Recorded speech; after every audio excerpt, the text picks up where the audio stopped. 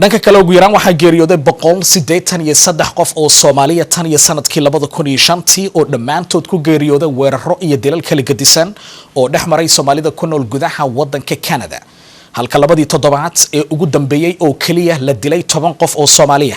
Cabduqaadir Cali Ilaahay oo naxariisto ayaa kamid ahaa dhawaanahan dadkii la dilay ee Soomaalida ahaa isla markaana lagu dilay magaalada Toronto oo kamid ah magaalooyinka ay ku nool yihiin Soomaalida ugu badan ee ku nool gudaha wadanka Canada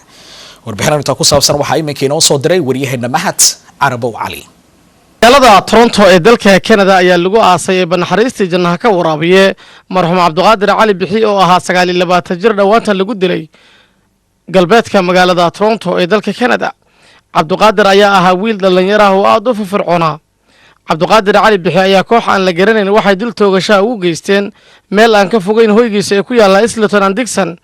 meedka Cabduqaadir Cali Bixi ayaa salaada janaasada lagula dukaday masjidka weyn ee Khalid bin Waliid ee ku yaala galbeedka magaalada Toronto janaasada kadib ayaa meedka Cabduqaadir Cali Bixi waxa loo qaaday qabuuraha islaamka ee ku yaala bariga magaalada Toronto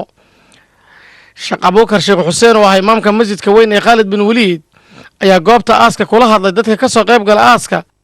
الصلاة والسلام مركان ورد جري لمثل هذا فاستعدوا يعني هل كانوا كلا يسد دياري يعني قرينا حقيقيها واكن يعني قرينا سكلو هذا أدون كنا ويا الله أو ماركت كراست الله فرنيتشر كلا وحبك بجران يعني هل كان وحكوا أنفعي وحواي والصلاة دي الصنكي الصدقة دي يعني يوم لا ينفع مال ولا بنون إلا من أتى الله بقلب سليم ولذلك يا إخواني يعني سد ديارنا مع نتاس قد كاسبات تجيسا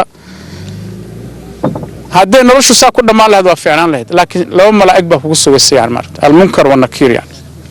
سؤال بلغوا الدين هاي مرت قبره إما روضة من رياض الجنة إنه نقضي حفرة من حفر النار يعني مرت الدون كان قيمة مليان كارهان دلني يرى يعني مرت فاعتبروا يعني كانوا دلني يرى يعني مرت وأدأ إنه كلا يعني مرت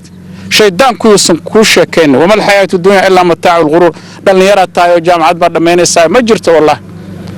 وما تدري نفس ماذا تكسب غدا وما تدري نفس بأي أرض تموت وكلا الشيخ عبد الرشيد علي محمد واسجنا كمد علماء وين إيه الصوماليات أي أسجنا الله اللي كوميونتي الصومالي ده وين إليه راجعون كل نفس ذائقة الموت ولا ليال runtii ilaahay una xariisto intii dhimatay waxaan joognaa qubuurihii magaalada Toronto oo mataqaanaa u nimid walaalkeen yar oo si xaq darro ah lagu toogtay daraad gurigiisa hortiisii ama xaafadda Soomaalida hortooda sidaas baa carruurteena loo leenayaa inkastoo la haynin ihsaa'iyaad dhab ah 300 bay kor u dhaafeen inta dhalinyaro taqriiban dhimatay dhowr sano la soo dhaafay maalin walbana sidaas baan soo joognaa anigu reerkii horta uu tacsiinayna ilaahay mataqaanaa oo ka dhintay Cabduqaadir ilaahay waxaan ka baryaynaa sabar iyo iimaan inuu ka siiyo waxaa loo baahan yahay Toronto inay wake up call u noqoto geeridan soo noqonaysa ciyaalkan la dilayo awalan fariin waxa u dirayaa waalidiinta intii dhimatay Allah u naxariisto waxaase loo baahan yahay inaan annaga meesha iska qaadno community active ah oo isku xiran